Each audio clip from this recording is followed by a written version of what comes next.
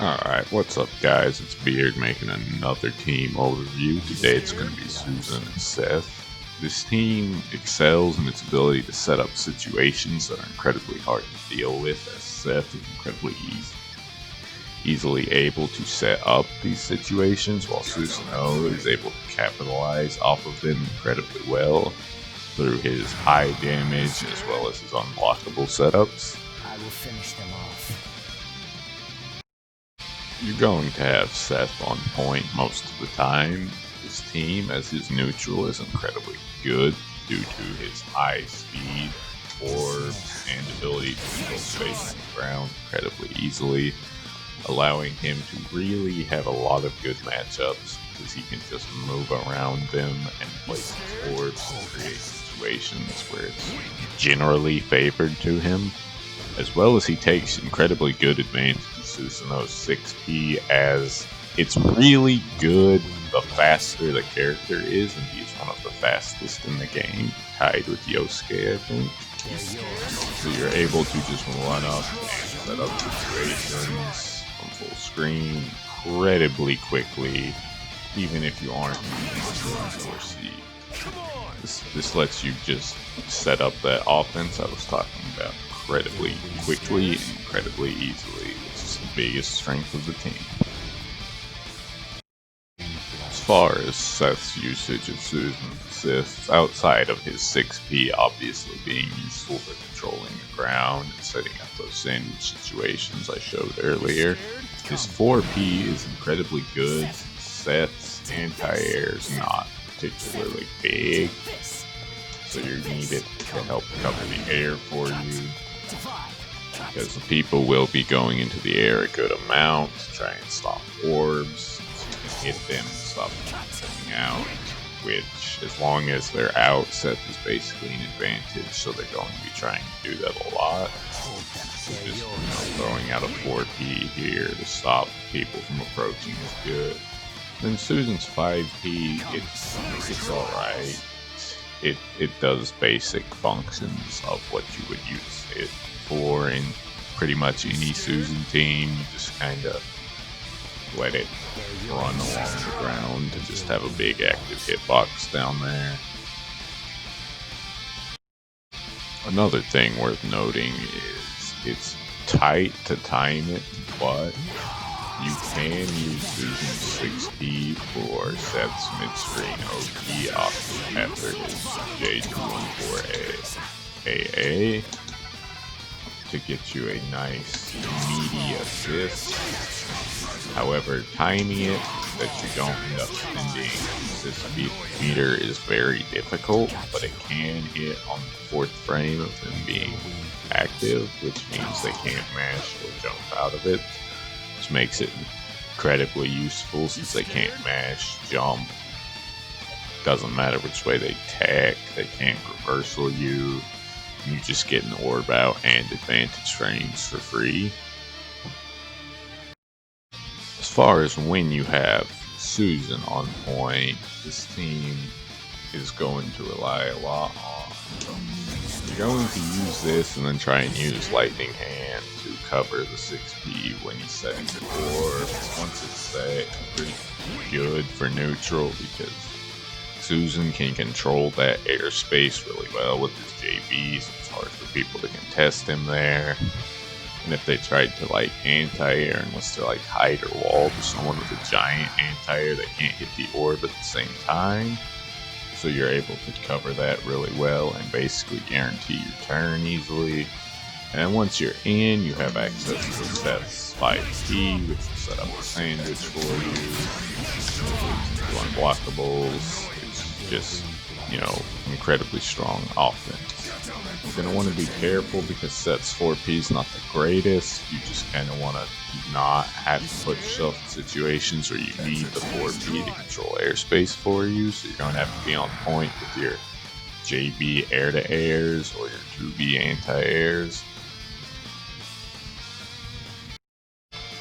As far as what makes these sandwich situations from this team so good, it's that you're going from Seth into Susan with unreactable mix. They can't really push block their way out of, as well as when you do the 2-1-4C, as you can see there, I drag the screen while Susan's assist is still active, which means I'm dragging him the entire length of the screen into point blank range, so I'm able to set it up from anywhere.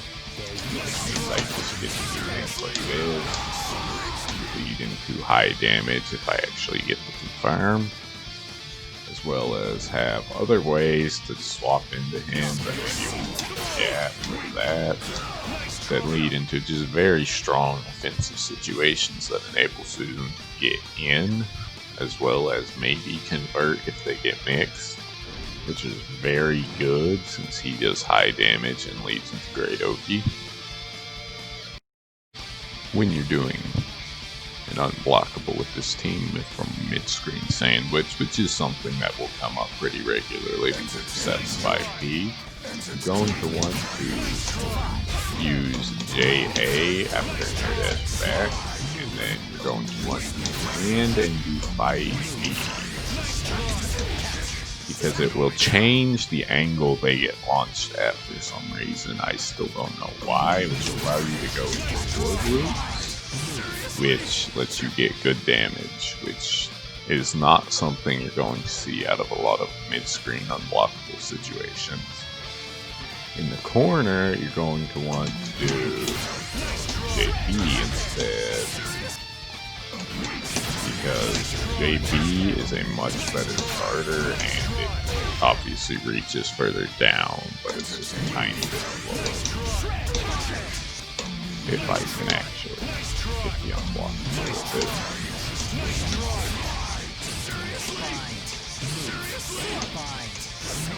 And if you do the combo right, you get like upper 6, 7k in that situation, which is a lot of damage to get off an unblockable. Which, you know, that's without spending meter or CC, which if you did that, you might end up breaking like 13k, which is really nice. Which would allow you to close out a game incredibly easily, given that this team excels in setting up the situations that it can do these kinds of unblockables in. God Press unblockable is possible with Seth's 6P, however, you will need to activate CC in order to make it safe, as he will go back normally too quickly for you to actually be able to hit him with it, or be able to swap in order to block a reversal if they try it, which is something that's worth noting, specifically in like situations where, say, your opponent can't burst, like they did a DP punish, or they just don't have their other characters. You can set up potentially game-ending situations off of this very easily. You can also set up unblockables with Seth point, however, I'm not good at doing them, but it would look something like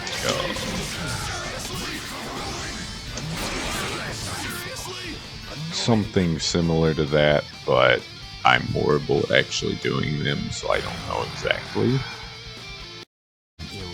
Overall, I like this team a lot. It's able to enforce offense incredibly easily while having not terrible defense. I do think it has some issues dealing with people who are like incredibly aggressive, or like Mika, who can just control the airspace better than a lot of other characters, as well as be able to deny orbs once they're set and contest Seth's neutral, or not allow you to control the ground. Something like, say, a Narukami holding an EXO down there and then just letting it rip when you land. But for the most part, I think its team's got a pretty good matchup spread and is able to very easily steamroll an entire game. So it's generally going to be fine in the most matchups, as well as it's going to be good at dealing with slower characters, because they just cannot move out of the way of the situations it sets up, and it sets up all the time, and it sets up incredibly fast. So they're just kind of forced to hold things in a lot of situations, which is really bad because this team gets very good reward on hit.